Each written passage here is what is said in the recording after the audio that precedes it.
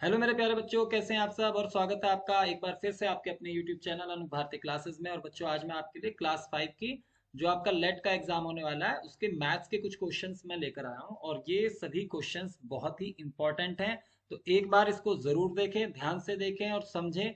कोई क्वेश्चन अगर समझ में नहीं आता है तो आप कमेंट करके ज़रूर बताएं। वीडियो अच्छी लगे तो इसको लाइक करना, अपने दोस्तों के साथ में ज़रूर शेयर करना।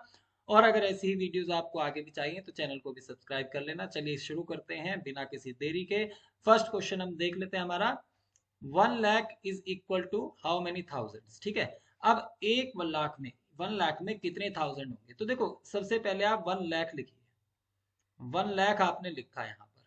ठीक है, अब इसमें से क्या कह रहा है, थाउजेंड। ठीक है, थाउजेंड कितने होंगे इसमें। तो आप अगर इसको यहाँ से देखिए, आप अगर इसको आप इंटरनेशनल नंबर सिस्टम में करके देखेंगे तो उसमें क्या होता है, वंस, टेंस, हंड्रेड, थाउजेंड, 10,000, 100,000। तो इंटरनेशनल नंबर सिस्टम के अकॉर्डिंग आपको अपने आप ही पता चल जा रहा है कि ये 100,000 है। सी ऑप्शन इसका होगा। और दूसरे तरीके से अगर आपको करना है तो आपने 1 लाख लिखा, इसमें थाउजेंड का है तो थाउजेंड में कितनी जीरोज होती है, थ्री। थ्री जीरोज को आप कट कर देंगे तो यहाँ पर कितना बचा है आपका 100।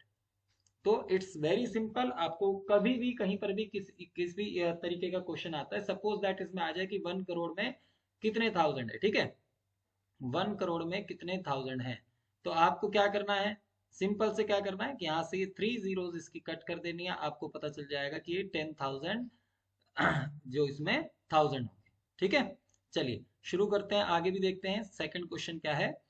In class 5 there are three sections. There are equal number of students in each class. If there are total 126 students in class 5, then how many students are there in each class?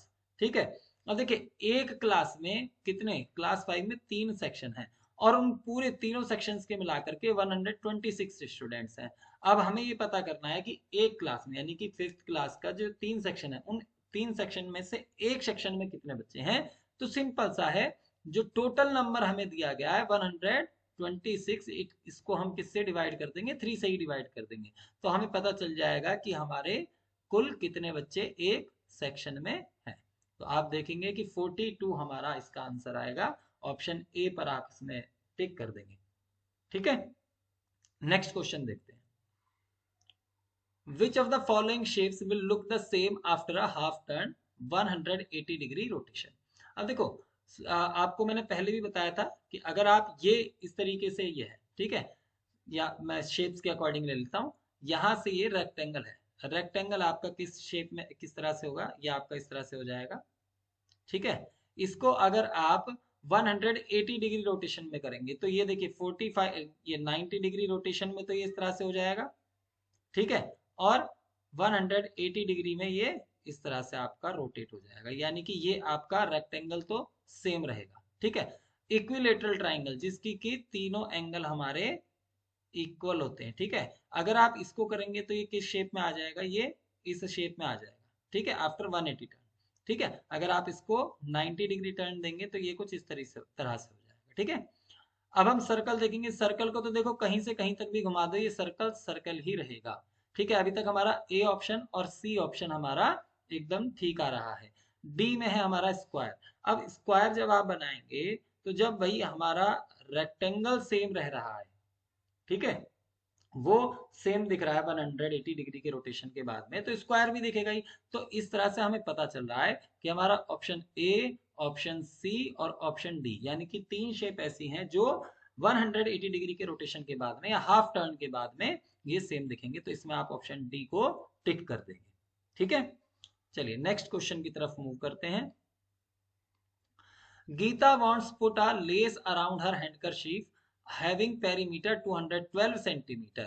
The lace has a design of flowers. The length of each flower is 2 centimeter. How many total flowers will be there in the lace?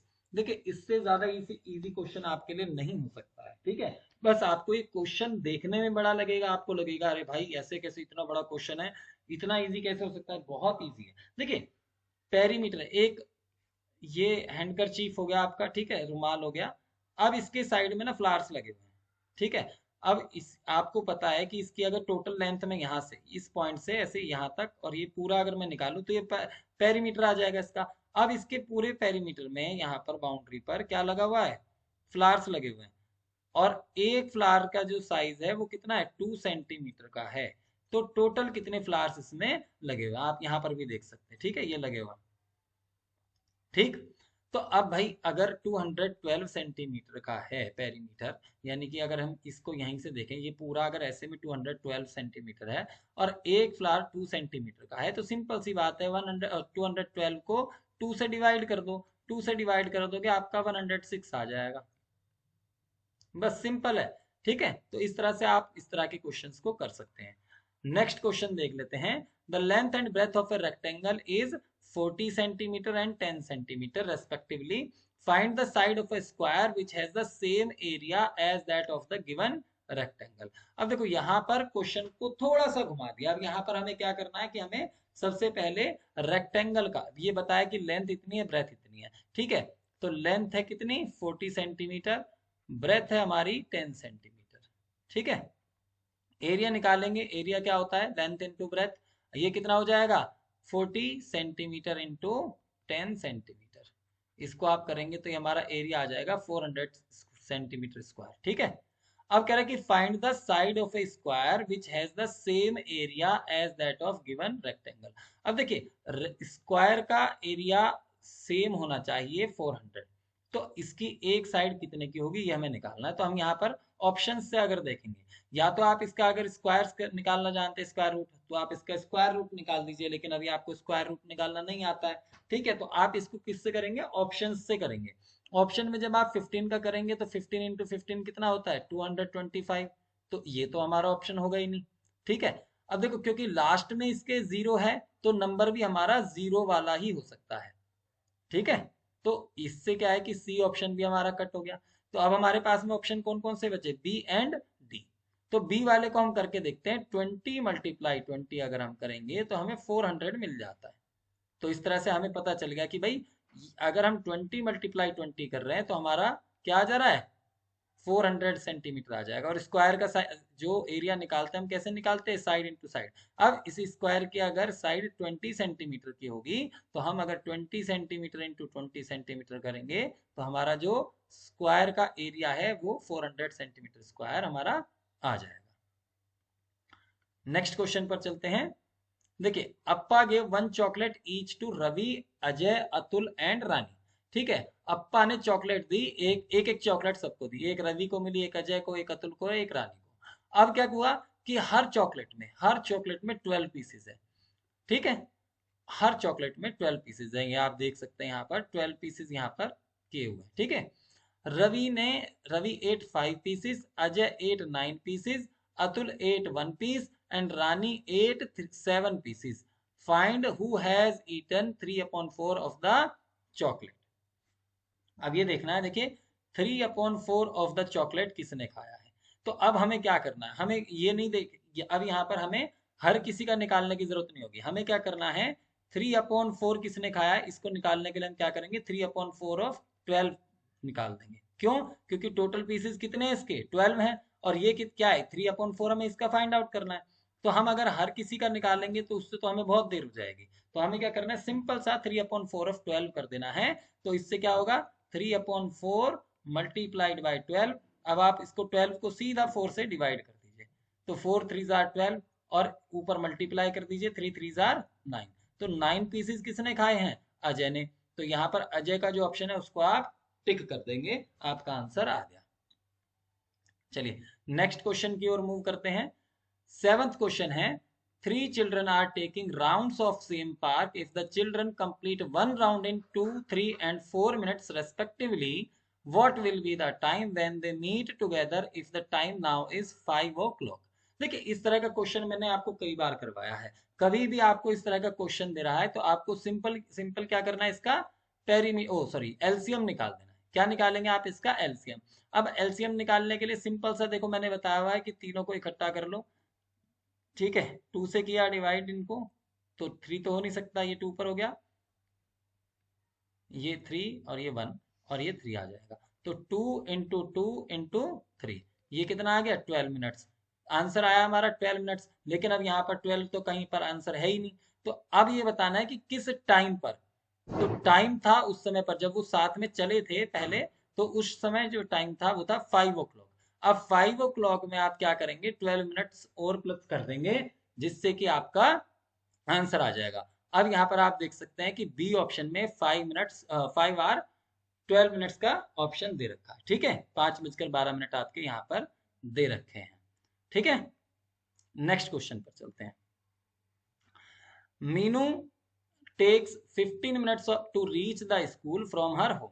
Meenu को 15 minutes लगते हैं, 15 minute लगते हैं school से, to reach the school from her home, अपने घर से school पहुंचने में उसको कितने लगते हैं, 15 minutes. If she starts at 8:45, अब उसने 8:45 पर चालू करा, which angle will be shown in the clock when she reaches the school. ठीक है, अब देखिए 15 मिनट्स उसको लग रहे हैं। अब 8:45 से अगर हम 15 मिनट्स का ट्रेवल करके जाएंगे तो कितना टाइम हमें लग जाएगा, तो हम 9 बजे 9 o'clock हम जो है स्कूल वो पर पहुंच जाएगी मीनू। ठीक है, अब ये देखिए 9 बजे अगर हम देखेंगे, एक जो घड़ी है तो यहाँ पर 12 रहता है, यहाँ पर 9 रहता है, इसमें अगर आप एंगल बनाएंगे तो कौन सा एंगल बन रहा है हमारा, राइट एंगल हमारा बनता है, तो इसमें आप राइट एंगल को टिक कर देंगे।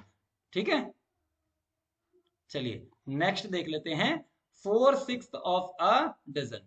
अब एक डजन में कितने आइटम्स होंगे, कितने ऑब्जेक्ट्स होंगे, 12। ठीक है, तो 12 होंगे। 4/6 ऑफ 12 हमें फाइंड आउट करना है, तो इससे सिंपल तो कुछ होगा नहीं, 4/6 मल्टीप्लाई 12, तो 12 को 6 से डिवाइड कर देंगे, 6 2 जार 12 और 4 2 जार 8, तो हमारा आंसर किसका आ गया, बी ऑप्शन हमारा इसमें आ गया 8। ठीक है, तो आप देख रहे हो कि क्वेश्चंस आपके करने में बहुत आसान है, लेकिन आपको देखने में लगता है कि भाई बहुत ज्यादा मुश्किल है। ठीक है, नेक्स्ट क्वेश्चन है, how many small fish will complete the length of big fish. ठीक है, अब देखिए यहाँ पर बिग फिश की हाइट लेंथ दी गई है 24 मीटर, और जो स्मॉल फिश है उसकी लेंथ दी गई है 4 मीटर। ठीक है, तो 24 और 4 है, ऐसी कितनी फिशेज को इसमें इसको पूरा करने में कितनी फिशेज लग जाएंगी, 4 ये तो मैंने छोटे छोटे से लगा दिए थोड़े से। ठीक है, तो यहाँ पर सपोज दैट ये 1 2 3 4 5 एंड 6। ठीक है, तो 4 मीटर का यहाँ पर अगर ये है, तो आप इस तरीके से भी बना सकते हैं।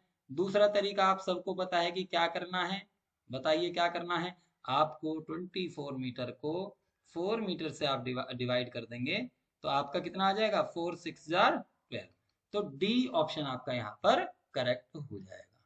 ठीक है, चलिए तो अब यहाँ पर हम देखेंगे आपको ये क्वेश्चंस आपके, आज मैंने थोड़ा सा मतलब छोटे सा ये आपके लिए इसलिए बनाया क्योंकि इस तरीके के क्वेश्चंस आपके आ सकते हैं। वीडियो आपको अच्छी लगी हो, लाइक करना, अपने दोस्तों के साथ में शेयर करना मत भूलना, और आगे की अपडेट के लिए चैनल को सब्सक्राइब कर लीजिए, जिससे कि आपको आगे आने वाली सभी वीडियोस मिल जाएं।